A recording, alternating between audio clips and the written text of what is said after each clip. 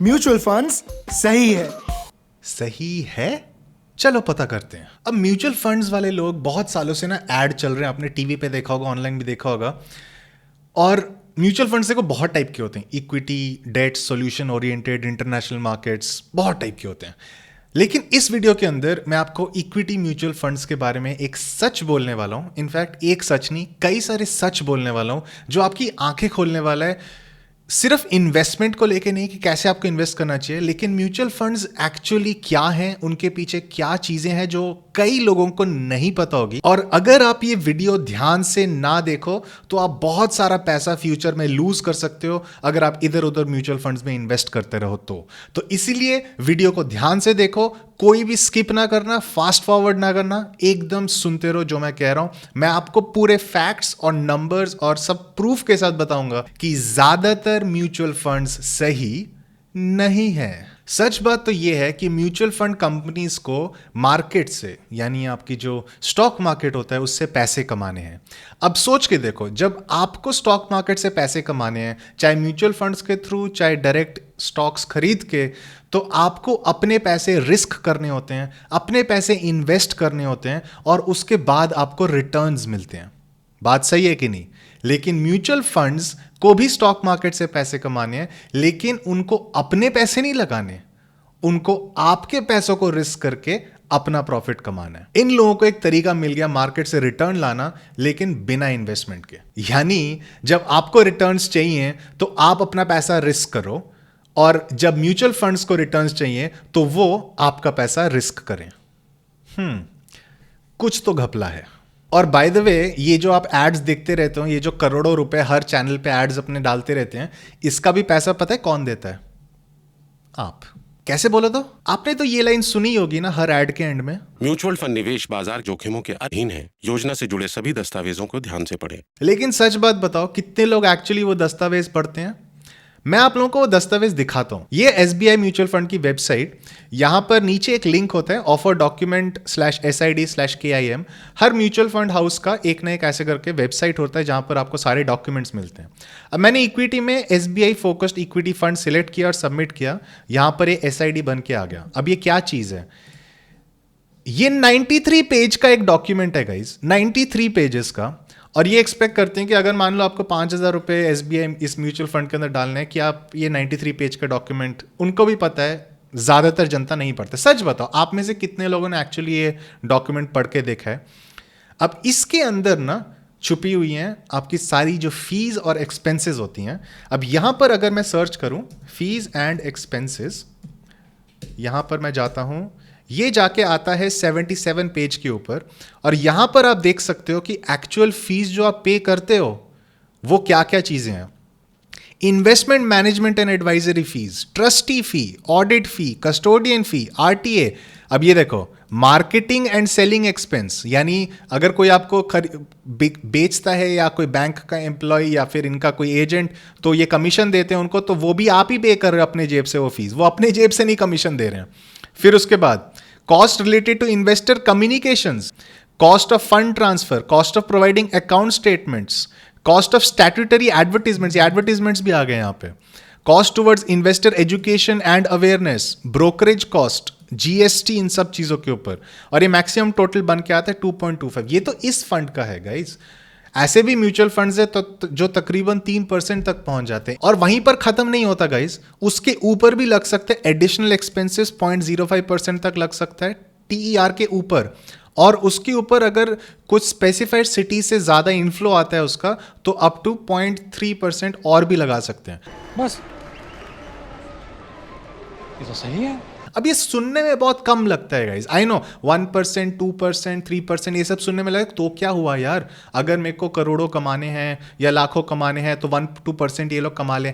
नहीं गाइज, ऐसे नहीं काम करता ये जो चार्ज करते हैं आपसे, मान लो आपसे 2% का total expense ratio including everything charge करते हैं, ये जो आपका एक्चुअल रिटर्न आता है, यानी इन्होंने मान लो 1 लाख रुपए आपके इन्वेस्ट किए हैं ना, जो आपको NAV यूनिट्स मिलते हैं, तो क्या होता है, वो उन यूनिट्स में से ही उस यूनिट का प्राइस ही कम होता है, वो अपना फीस निकाल के, यानी एक्चुअल रिटर्न ज्यादा आया होता है, जो उन्होंने आपके पैसे लगाए होते हैं, लेकिन वो जो 2% वो निकाल देते हैं और यूनिट का प्राइस उसके हिसाब से एडजस्ट करके डाल देते हैं। अब मैं आपको दिखाता हूं यहां पर ये टोटल एक्सपेंस रेशियो के बेसिस पे ये सारे एसबीआई के ही मैंने निकाले। अब जैसे देखो यहां पर 2.55% है ये फार्मा फंड में, ठीक है, फिर आपका ये 2.44, 2.58 तक भी जा रहा है, 2.53, कई सारे फंड्स है 2% से ज्यादा है। लेकिन यहां पर आपने एक इंटरेस्टिंग चीज नोटिस करी होगी, रेगुलर प्लान और डायरेक्ट प्लान। और उस फंड ऑफर डॉक्यूमेंट के अंदर भी अगर आपने ध्यान से देखा होगा, direct plan shall have lower expense ratio excluding distribution expense commission etcetera and no commission shall be paid from direct plan. Both the plans shall have common portfolio, however regular and direct plan shall have different NAVs। अब इसका पूरा मतलब क्या है वो मैं आपको दिखाता हूं। अब जैसे ये SBI का हेल्थ केयर अपॉर्चुनिटीज फंड है, ये रेगुलर प्लान वाला मैंने खोल के रखा है, इसका एक्सपेंस रेशियो 2.36% है, ठीक है। अब इसका आप देखो, इसका NAV है 138 और इसको हम कंट्रास्ट करेंगे SBI health care opportunities fund, same लेकिन डायरेक्ट प्लान, इसका एक्सपेंस रेशियो 1.37% है, यानी अप्रॉक्सीमेटली 1% कम है, और इसका NAV देखो 149। ये जो आपने डिफरेंस देखा ना, ये NAV का डिफरेंस आता है और ये रिटर्न्स में भी डिफरेंस लेके आता है। यानी अगर आपने एक साल का रिटर्न्स देखो, इस स्कीम ने कमाया है 18.12% का रिटर्न और इस स्कीम ने कमाया है 16.92% का रिटर्न। इवन दो दोनों का सेम स्टॉक्स में इन्वेस्टेड है, सेम सब कुछ है, सारा पैसा सेम जगह पे ही जाता है, लेकिन ये डिफरेंस in रिटर्न्स क्या है? क्योंकि इन्होंने एक में चार्ज हो रहा है 2.36, एक में चार्ज हो रहा है 1.37। ये जो 1% के आसपास का जो डिफरेंस है वो म्यूचुअल फंड अपनी जेब में रखता है, प्लस जो 1.37 चार्ज हो रहा है वो तो रख ही रहे। तो टोटल म्यूचुअल फंड बहुत सारा पैसा कमाता है। भाई बात तो तेरी सही है। अब आपको लग रहा होगा ये 1-2% तो यार कोई बात नहीं, ठीक है, ये तो यार यही तो मुझे पैसा और रिटर्न्स कमा के दे रहे हैं, तो अच्छी बात है ना, इनको कमाना चाहिए, ठीक है। लेकिन मैं आपको अब बताने वाला हूं कि ये सच काफी ज्यादा डीप जाता है। क्या बेसिकली हो रहा है कि जो आपके एक्चुअल रिटर्न्स अगर मान लो 10% होने थे, ठीक है, अगर म्यूचुअल फंड 2.36, चलो सिंप्लीफाई करते हैं, 2% रिटर्न लेता है, तो आपका जो नेट रिटर्न मिलता है, जो 10% होना चाहिए था, आपको एक्चुअली 8% ही रिटर्न मिलता है। वो आपको लगेगा यार 8% भी तो सही है, कोई बात नहीं। अब मैं आपको कैलकुलेशंस करके दिखाऊं इसका लॉन्ग टर्म पे क्या अफेक्ट पड़ता है। हम लेते हैं एक केस लेते हैं कि 1 लाख रुपए एक म्यूचुअल फंड के अंदर इन्वेस्ट कर रहे हैं, ठीक है, 3 लोग इन्वेस्ट कर रहे हैं, A, B और C।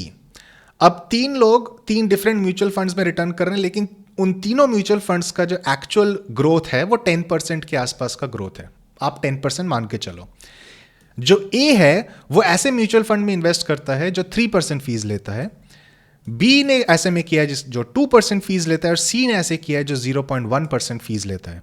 अब देखते हैं कि ये 10% ग्रोथ है 30 साल बाद कितना फर्क पड़ता है सबके रिटर्न्स के ऊपर। C ने कमाए 17 लाख रुपए टोटल, यानी उसका 1 लाख रुपए बन गया 17 लाख रुपए। म्यूचुअल फंड ने कमाए 45,000 रुपीज इन फीस, यानी इन्वेस्टर ने 16 लाख रुपए नेट कमाए, क्योंकि 17 लाख था और 1 लाख उसने इनिशियल इन्वेस्ट किया था, उसने 16 लाख नेट कमाया। बी ने 10 लाख का रिटर्न मिलेगा उसको। म्यूचुअल फंड 7.45 लाख फीस में लेके चले जाता है और इन्वेस्टर एक्चुअली अर्न करता है 9 लाख, क्योंकि 10 लाख के रिटर्न में 1 लाख उसका इनिशियल इन्वेस्टमेंट था। और ए का तो एकदम आंखें खोल देगा आपकी, इसका जो नेट रिटर्न बन के आता है, जिसने 3% म्यूचुअल फंड फीस दिया है, 7.6 लाख रुपीस का उसका नेट रिटर्न आता है। म्यूचुअल फंड अर्न करता है 9.85 लाख इन फीस। ये जो 3% फीस है ना, ये बढ़ बढ़ के कंपाउंड हो के आपका 9.85 लाख इन फीस हो जाता है। इन्वेस्टर एक्चुअली कमाता है 6.6 लाख रुपीस, यानी म्यूचुअल फंड ने ज्यादा पैसे कमाए, इन्वेस्टर ने कम पैसे कमाए। ये है म्यूचुअल फंड्स की एक्चुअल सच। और ये आप किसी भी कंपाउंड इंटरेस्ट कैलकुलेटर में ये सिंपली आप डाल सकते हो, 10% ग्रोथ और अगर 7% के हिसाब से ग्रोथ होता है, आपको ये सारे सेम फिगर्स मिल जाएंगे। ये थोड़े बहुत अप्रॉक्सीमेटेड है, यानी 10-20 हज़ार के इधर उधर है, लेकिन ओवरऑल आपको आइडिया लग चुका है कि 3% फीस कितना बड़ा ड्रेन करता है, 2% फीस भी बहुत ज़्यादा ड्रेन करता है। अगर आप 2% वाली फीस पे भी देखें, म्यूचुअल फंड ने कमाए 7.5 लाख के आसपास और इन्वेस्टर ने 9 लाख कमाया, ठीक है। वो छोटी सी अपनी फीस लेते हैं, लेकिन वही कंपाउंड हो के बहुत जो एक्चुअल रिटर्न आना था वो आता नहीं है, वो जो मेजॉरिटी रिटर्न है वो जाके म्यूचुअल फंड के जेब में जाता है। वही तो मैं कह रहा था, म्यूचुअल फंड्स को मार्केट से पैसे कमाने हैं, लेकिन अपने पैसे नहीं लगाने, उन्होंने आपके पैसे लगाने हैं और उनको रिटर्न्स मिलते हैं। सही है। ये है सच म्यूचुअल फंड्स का। कैसा लगा दोस्तों, नीचे मुझको कमेंट में बताओ और लाइक करो। और यहां बात खत्म नहीं होती। अब कई सारे लोगों को क्वेश्चन होगा कि रितो एक बात बताओ, आपने सी का लिखा था 0.1% का उसका सिर्फ म्यूचुअल फंड फीस। अब ऐसे कौन से म्यूचुअल फंड्स है जो इतने कम फीस चार्ज करते हैं, वो भी आपको बताता हूं। लेकिन सबसे पहले नीचे लाइक दबाओ, दबा दिया। तो अभी तक आपको एक चीज तो पता लग गई है कि रेगुलर प्लान तो आप बिल्कुल भी नहीं ले रहे हो। अगर कोई म्यूचुअल फंड ले रहे हो, सीख ये है कि डायरेक्ट प्लान लो, उसका आपका कम म्यूचुअल फंड का एक्सपेंस रेशियो रहेगा। आप उनके जेब क्यों भर रहे हो, फ्री के भाव उनके जेब क्यों भर रहे हो? जितना कम एक्सपेंस रेशियो आपके लिए उतना अच्छा। तो आपका गोल यह है कि रेगुलर प्लान बिल्कुल नहीं। अगर आपके पास हैं ऐसे म्यूचुअल फंड जो रेगुलर प्लान पे है, उनको जल्द से जल्द शिफ्ट करवाओ। अपने जो म्यूचुअल फंड हाउस है उसको फोन करो, उनको बोलो मेरे को रेगुलर से डायरेक्ट पे शिफ्ट करवाओ। ये गुड पॉइंट। अब मैं बात करता हूं 0.1% को लेके। ये देखिए, HDFC index Sensex growth direct plan, इसका टोटल एक्सपेंस रेशियो अगर आप देखो ध्यान से 0.1%। और सिर्फ इसका नहीं, ऐसे बहुत सारे हैं। और ये जो ब्रैकेट है फंड्स का, इसको कहते हैं इंडेक्स फंड्स। अब इन फंड्स का सिंपल गोल है, अब इसका एक्सपेंस रेशियो भी इसलिए कम है क्योंकि इनके पास कोई ऐसे अकाउंट मैनेजर्स या फिर फंड मैनेजर्स जो होते हैं वो नहीं होते, जो बैठ के सोच रहे हैं, रिसर्च कर रहे हैं कि किस स्टॉक में इन्वेस्ट करना है, किस में से हटाना है, किस में निकालना है। ये सब चीज़ें नहीं करते। ये जो इंडेक्स फंड्स होते हैं ना, ये सीधा का सीधा इंडेक्स में डालते हैं। यानी जो सेंसेक्स इंडेक्स फंड है, ये सीधा सेंसेक्स के जो स्टॉक्स हैं उसी वेटेज में, उसी में डाल देगा, और सेंसेक्स के जो रिटर्न्स होगा उसी को ट्रैक कर रहा है ये वाला इंडेक्स फंड। लार्जली वही रहता है, जितना सेंसेक्स ने रिटर्न दिया उतना ही ये देगा। और over a period of time अगर हम देखें ना, तो इंडेक्स फंड्स ज्यादातर म्यूचुअल फंड्स को बीट करेंगे। और मैं ऐसे ही नहीं कह रहा हूं, आपको एक्चुअली दिखाऊंगा वो। तो एक चीज तो अच्छी आपको लगी हो कि इंडेक्स फंड्स का इनका एक्सपेंस रेशियो बहुत कम है। और इससे क्या हो रहा है, जो एक्चुअल आपने जो इन्वेस्ट किया वो एक्चुअल मार्केट में लगा है। यानी 99.9% वो एक्चुअली यूज हो रहा है आपके ग्रोथ के लिए, और वो म्यूचुअल फंड्स के जेब में बहुत बहुत बहुत कम एक परसेंटेज जाता है। इनफैक्ट अब हम कंपेयर करने वाले हैं जो आपका इंडेक्स फंड होता है वो कैसे कंपेयर करता है बाकी इक्विटी फंड्स के साथ। अब मुझे पता है कि पिछले 2 महीने में स्टॉक मार्केट नीचे काफी गिरा था, करेक्शन हुआ है, तो रिटर्न्स ऑफ कोर्स आपको ओवर अ 3 ईयर पीरियड बहुत कम लगेगा देखने में। लेकिन हम बात कर रहे हैं लॉन्ग टर्म इन्वेस्टमेंट को लेके, जो over a long period of time Nifty index ने बहुत अच्छा और सेंसेक्स इंडेक्स ने बहुत अच्छा ग्रोथ दिया है। बहुत अच्छा, तकरीबन 10% के आसपास का ग्रोथ, 9 से 10% के बीच में ग्रोथ है। अगर आप देखो जब से शुरू हुआ है निफ्टी इंडेक्स और जब से सेंसेक्स शुरू, उसमें तो और भी ग्रोथ है। तो अब हम देखने वाले, कंपेयर करने वाले निफ्टी इंडेक्स फंड्स या सेंसेक्स इंडेक्स फंड का देखते हैं, क्योंकि वो काफ़ी क्लोज है। यहाँ पे 2.4% है, ये 2.3% या 2.1%, ये सारे इंडेक्स फंड्स को ही ट्रैक कर रहे हैं। ये काफ़ी हद तक सिमिलर रहता है 3 इयर्स में। अभी क्योंकि मार्केट गिरा है ऑफकोर्स, जैसे Tata index Sensex regular growth, इसका भी एक्सपेंस रेशियो 0.1% ही है। इसका 3 ईयर फंड आपका 2.4% का ग्रोथ दिया है। ये आपकी लिस्ट इक्विटी फंड्स की आ चुकी है। अब मैं यहाँ पर कुवेरा पे हूँ जहाँ पर आप डायरेक्ट इन्वेस्टमेंट्स कर सकते हैं। मैं कुवेरा को बेच नहीं रहा हूँ, ये बस एक प्लेटफॉर्म है जहाँ पर आप डायरेक्टली इन्वेस्ट कर सकते हो इन म्यूचुअल फंड्स। कुवेरा के जैसे आपकी ग्रो ऐप भी है, आप जीरोधा कॉइन भी यूज कर सकते हो। काफ़ी सारे आजकल खुल चुके हैं जहाँ पर आप डायरेक्ट म्यूचुअल फंड्स में इन्वेस्ट कर सकते हो। ये यूएस वालों को कंसिडर नहीं करते हम, ठीक है। हमने सॉर्ट किया है बाय 3 ईयर आपका रिटर्न्स, क्योंकि हम इंडियन मार्केट को इंडियन मार्केट से ही कंपेयर करेंगे। अब जैसे कुछ जो सेक्टोरल म्यूचुअल फंड्स हैं, उन्होंने अभी के लिए ग्रोथ बेटर दिया है। अब वो ऊपर नीचे होता रहता है करेंटली, क्योंकि इंडेक्स कम है तो ऑब्वियसली कुछ सेक्टर्स बड़े हैं, कुछ सेक्टर्स ज़्यादा गिरे हैं, तो ऐसे करके होता ही है। लेकिन अगर आप देखो ये 3 ईयर रिटर्न्स अगर आप ट्रैक करते रहो, हम अभी 7% पे आ गए। अब देख लेना कितना मैं स्क्रॉल कर रहा हूँ, तकरीबन 20-25 ऐसे फंड्स होंगे जिन्होंने वो 2.4% से ज़्यादा का ग्रोथ दिया है, ठीक है। ज़्यादा से ज़्यादा 25-30 ऐसे फंड्स हैं पूरे इंडिया के अंदर जिन्होंने 2.4% से ज़्यादा का ग्रोथ दिया, यानी इंडेक्स फंड से ज़्यादा का ग्रोथ दिया है पिछले 3 साल के अंदर। और बाकी अब हम देखते हैं, अब ये जितने भी फंड्स आपको दिख रहे हैं ना, इसने सेंसेक्स से कम रिटर्न दिया है, सेंसेक्स वाले इंडेक्स फंड से। अब देखते रहो, मैं स्क्रॉल करता रहता हूँ, कर रहा हूँ मैं। सही है ना? सही है, सही है, सही है, सही है। चल मतलब अगर आप ओवरऑल देखो यार, ये लिस्ट नहीं खत्म हो रही है, 90 to 95%, इनफैक्ट मैं कह सकता हूं 95% जो म्यूचुअल फंड्स होते हैं उससे भी ज्यादा वो सेंसेक्स को नहीं बीट कर पाए हैं। और अगर वही निफ्टी का भी कल यही हाल था, 2.5% अप था। यूटीआई निफ्टी इंडेक्स फंड जो था उसका भी कल एटलीस्ट 2.5% 3 ईयर का उसका ग्रोथ था, नहीं बीट कर पाए। 95% जो आपके फंड्स हैं वो निफ्टी या फिर सेंसेक्स को नहीं बीट कर पाए हैं, तो आप उन पे सट्टा क्यों लगाओगे? आप उन पे इन्वेस्ट क्यों करोगे? सिर्फ म्यूचुअल फंड्स के जेब भरने के लिए? ये जो इंडेक्स फंड्स होते हैं, एक तो आपका एक्सपेंस रेशियो इतना कम, यानी आप म्यूचुअल फंड्स के जेब में बहुत कम पैसे डाल रहे हो, प्लस ये जो सेंसेक्स और निफ्टी वाली इंडाइसेस है ये पूरे मार्केट को डिटरमिन करती है, और ये पूरे इंडिया की ग्रोथ स्टोरी है, बताती है ये इंडाइसेस। आप इनमें इन्वेस्ट कर रहे हो जब आप एक इंडेक्स फंड में इन्वेस्ट करते हो।